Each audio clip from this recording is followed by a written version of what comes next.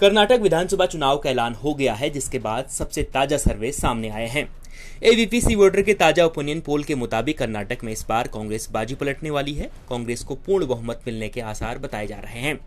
सर्वे के मुताबिक 224 सीटों वाली कर्नाटक विधानसभा में कांग्रेस को 115 से 127 सीटें मिल सकती हैं, जबकि बीजेपी के खाते में अब की बार 68 से 80 सीटें ही आ सकती हैं।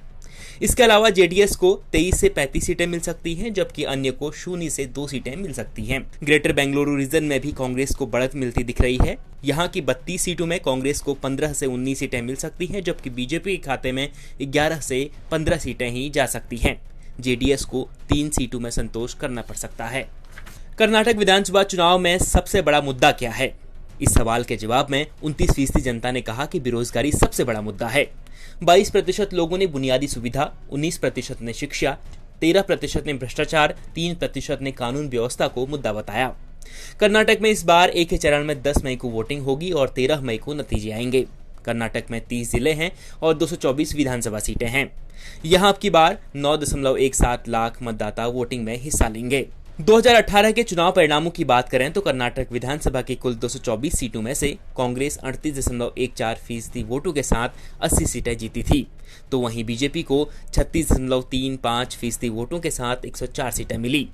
कांग्रेस का वोट शेयर सबसे ज्यादा था। इसके अलावा जेडीएस 18.3% वोटों के साथ 37 सीटें जीती थी। बीजेपी सबसे बड़ी पार्टी बनकर उभरी थी, लेकिन बहुमत के आंकड़े को पार नहीं कर पाई। 2013 के विधानसभा चुनाव की बात करें तो कांग्रेस को 122 सीटें मिली थी, जबकि बीजेपी और जेडीएस के खाते में 40 सीटें आई।